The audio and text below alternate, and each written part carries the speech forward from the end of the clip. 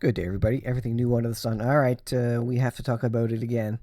It appears a new pandemic is coming, almost as if we're doing this all over again, as the last few months of 2019 and going into 2020, and here we are.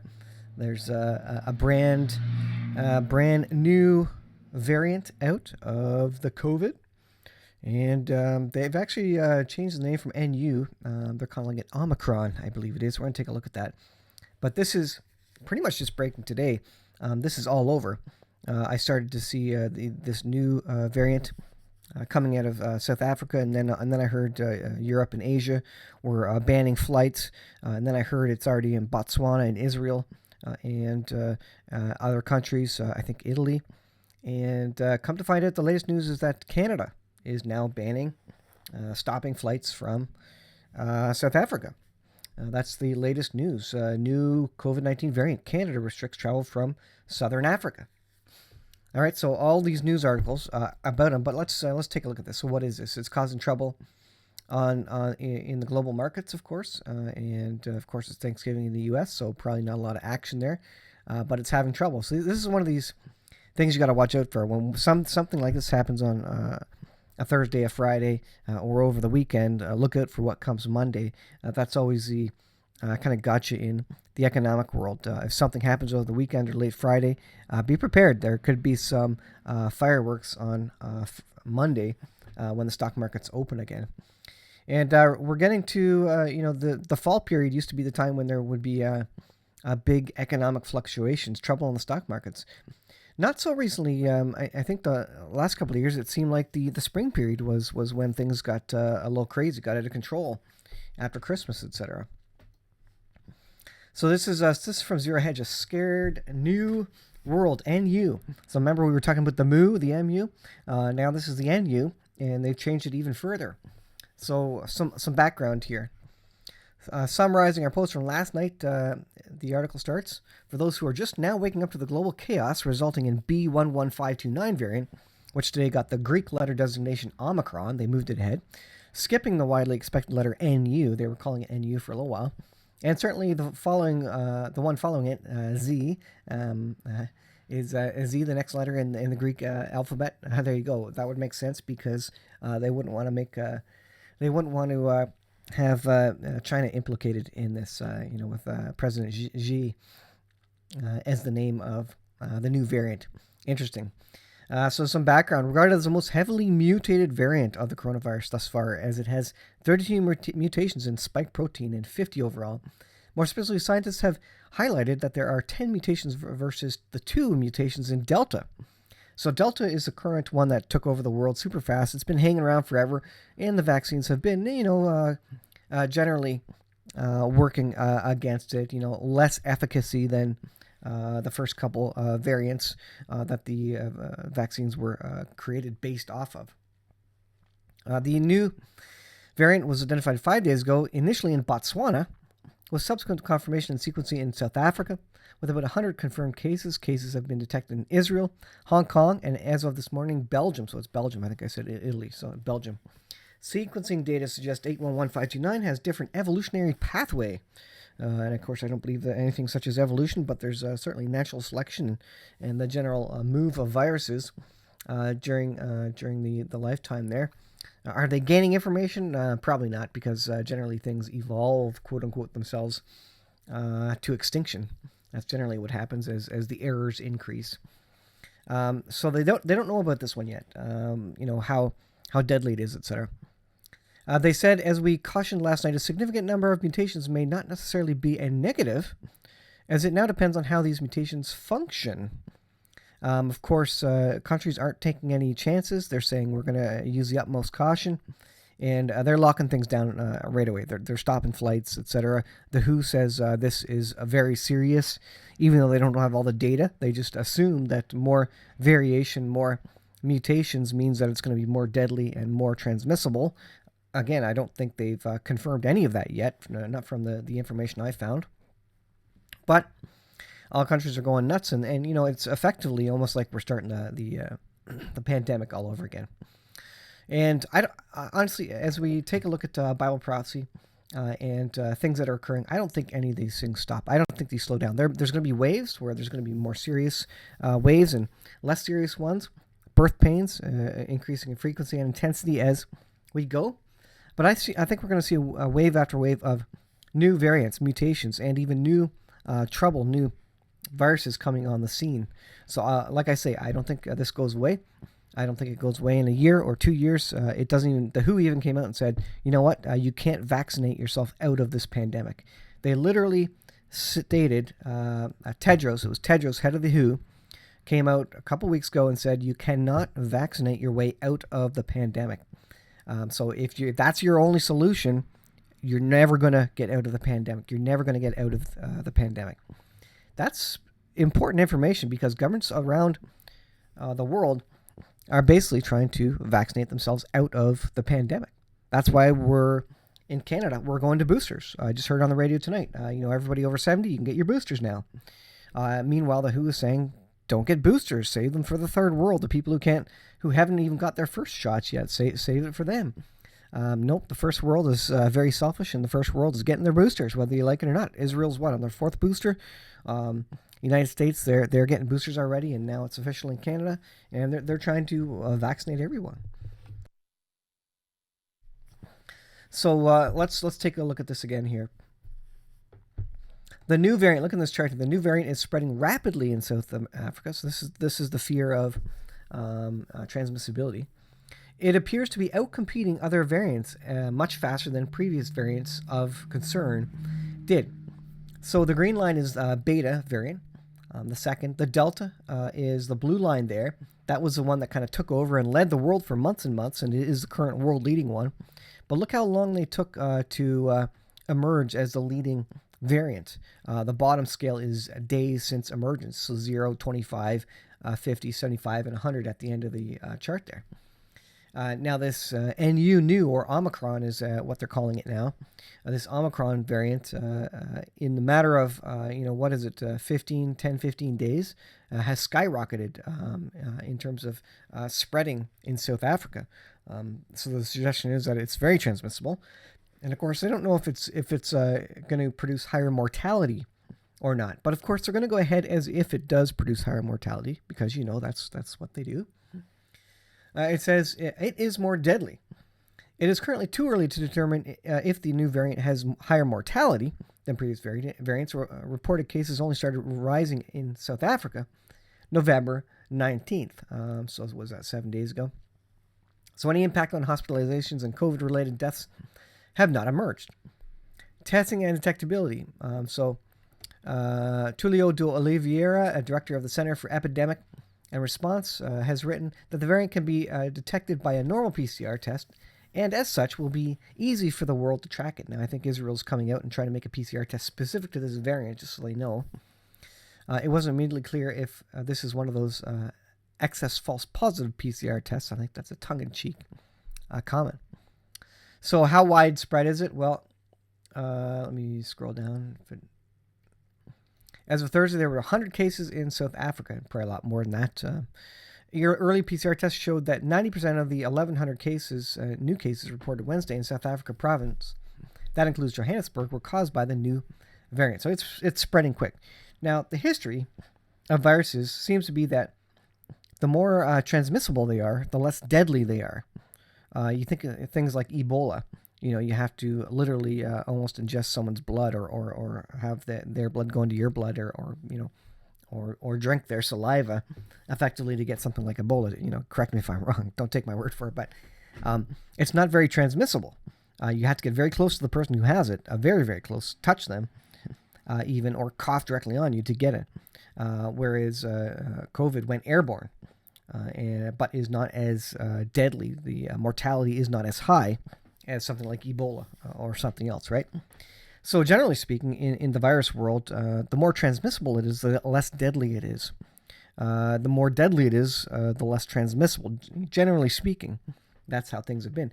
Now, in the war rooms and the secret government labs of various countries, what they're trying to do is flip that around, make it highly transmissible and highly deadly. where the mortality rate and the infection rate is through the roof, the reinfection rate, the R value. That's what they try and get in the lab to make basically a weapon, a bioweapon, effectively. Vaccines.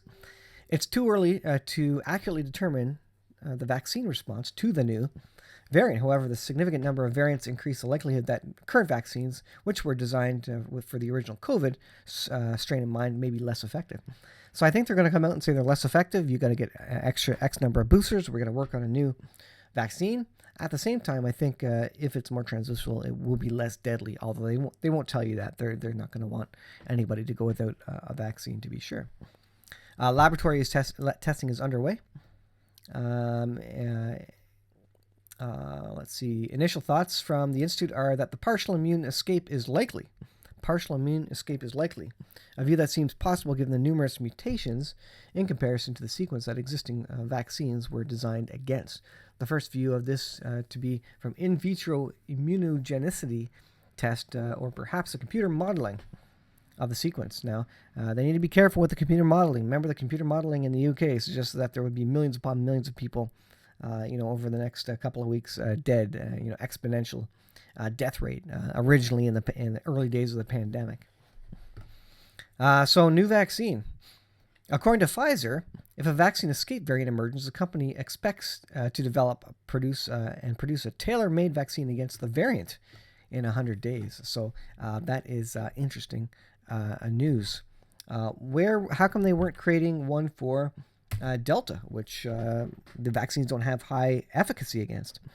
I think because generally it costs them a lot of money to create these variations, although they did come out and suggest that it would be a lot easier to create variations of the mRNA vaccines because it's easy. They've got the tools now, the equipment to adjust these, and it's easier to come up with the new vaccines.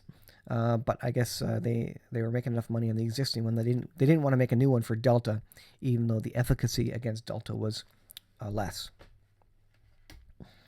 So Pfizer to the rescue. They're going to come out with some new, where are we here? New vaccine, and everybody will have to get that booster too. And they're going to have to get a new shot. So you can give up on your boosters. They'll probably join this with the original one and have a double booster or a double shot. There is already talk in Canada of basically adding this vaccine to the flu vaccine, so you get everything all at once, which honestly doesn't make sense to me. This is endemic, i.e. it's basically flu season, or you can call it COVID season if you want, flu COVID season.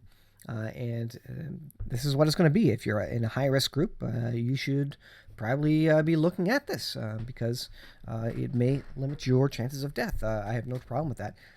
Biggest problem I have is forcing everybody to get it, which is against our charter rights. And the second question is, if this goes on forever, year after year after year, we're in the second year of it, when does it end? It doesn't end. I don't see it ending. There's always going to be new variants that the world's going to be panicking about and shutting down air traffic about. When does it end? And if it never ends, then the emergency situation that we are currently under, we're in a state of emergency. We have been for the last 2 years in Canada. Where I am, in the province I am, we're under a state of emergency like everywhere else, that are making all these vax pass and mandates required, apparently by the politicians. That state of emergency never ends. So we're in a perpetual state of emergency. So I'll be interested to hear from, again, for the politicians who shouldn't be speaking about, these medical procedures and the quote-unquote health professionals as to what they're going to do about this now. Are we just going to be in state of emergency forever? That's the problem. Let's see. What's next? Let's read this. According to Citi, concern over the NU or Omicron needs to be balanced against the failure of other concerning variants such as Beta, also first identified in Africa, to outcompete Delta. The next 2 weeks will be critical to determine if whether Omicron outcompetes Delta in high Delta prevalence countries. So that's pretty much every country of the world right now, as I understand it. Engineered pseudoviruses from new to determine neutralization by serum of vaccination and previously infected patients. Real-world data to determine rates of hospitalization. So we need a bunch of data basically to see if this is actually a threat to humanity. Governments are taking it, are assuming it is right now, effectively. So watch for more lockdowns in Europe to come, because it's going to be days, maybe even weeks before they figure out whether this is actually a problem or not. Well, I guess we'll see. The implementation of travel restrictions and public health measures may push back some of the above timeline estimates. Novel oral antivirals should retain activity against new or Omicron, but resistance may emerge with time. So that's your COVID update. I can't get away from talking about COVID. But, where is it on the timeline? You talk about the four horsemen of the apocalypse. And let's see, where do I have it? Here's the chart here.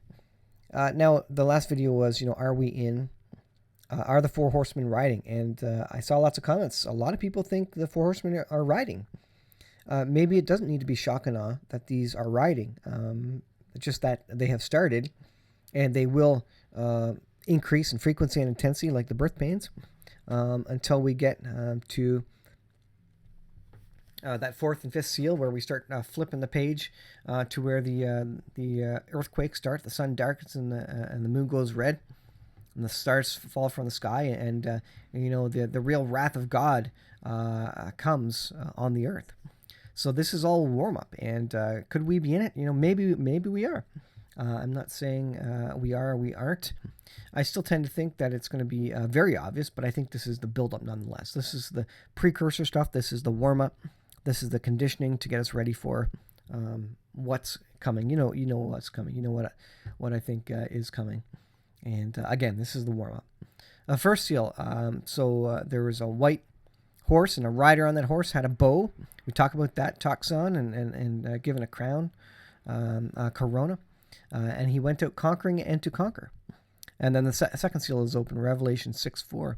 And peace and violence is removed from the world. And this rider comes with a horse. Are there violence and widespread riots across the world for the lockdowns? I don't know. I don't know what's coming. The black horse, third seal. This is inflation, economic trouble. Oil and wine is spared, but everything else increases. A loaf of bread will require your complete income for the day. Your complete wages for a single day will be what it costs to buy your bread for your meal. So you'll get one meal. And so that the cost of food dramatically increases during the third seal, and the rider on the black horse. And are we seeing inflation now? We absolutely are, and that's baked into this picture. You can see it, balance scales, huge inflation, oil and wine spared, but economic collapse and trouble. And then part and parcel of that, maybe mixed in together, maybe these all are happening, nearly at the same time, is the pale horse here. Death and Hades with them, a quarter of the earth killed with sword, battles, war, whatever, famine, death and beasts, stemming from the economic collapse, stemming from the lockdowns, the supply chain issues, and the beasts and the pestilence that is to come. And part of that, which is kicking all this off, could very well be the current world situation, which is causing the world to shut down, and economies are hemorrhaging and falling down. If it weren't for all the money printing, the economy would have crashed already. We're seeing record highs in the stock market. Record highs in the stock market doesn't mean everything is awesome. That means the value of every single dollar is less and less. So people have to throw more into the stock market to get the same item, the same stock. Or they're getting a bunch of free money, and so they don't care what they do with it. They're just throwing more and more against, whatever the stock is, and paying more and more for the stock, because every dollar means less to them. It's less valuable. So a higher stock market doesn't mean more value at the end of the day. What it could really mean is that we're entering the record highs of 1929, where there was complete disconnect between value and the stock market, to a point where at some point people just started pulling money out. Whatever the trigger was, whatever cause it to collapse. Whatever that trigger was, it happened, and I think that could be coming. Wouldn't it be a good setup for a world leader to come? All that stuff and provide and promise peace and security. If only you pledge allegiance to this world leader, and of course you gotta take this thing, your right hand or forehead. You know what I mean? As long as you accept that and worship the beast, then you'll be good. You'll be part of the economy. If you don't take it, you'll be ostracized. You won't be able to buy or sell. We've heard about that before in Australia. If you don't get, you will not be part of the economy. Right now, I am not allowed to be part of the current economy. I cannot go to theaters. I cannot sit in a restaurant and buy food because I am. Oh, I am the sick and the diseased. I am the problem in this world. I'm the one who's causing and prolonging this pandemic, right? You know what I mean? So I'm already restricted from participating in society to some extent and participating in the economy to some extent. So we're headed there, and this doesn't stop. And it's just incredible that we're going down this road. It used to be 2 years ago. Everything was awesome. No cares in the world. Everybody was just going to Sunday church. And like I say, everything was awesome. Everybody was doing what they wanted to. Living in sin where the safety's been. That's a song from I don't know what, but you can probably add that in the comments too, whatever that phrase is from. But now things are shooken up quite a bit, and we're rapidly moving ahead into a very prophetic, a very biblically significant time, something that the Bible has warned us about is coming. Is this it, or is it 50 years off? I don't know. I tend to think this is it, and we are close to that period. I think 2028 is the end of 6,000 years of man, and so I think that's kind of the timeline that we're on, headed towards the last 7 years of the history of man on this planet before the Lord returns. Thanks for watching, guys. I'll leave it there. A little news update for you. We'll see you in the next video.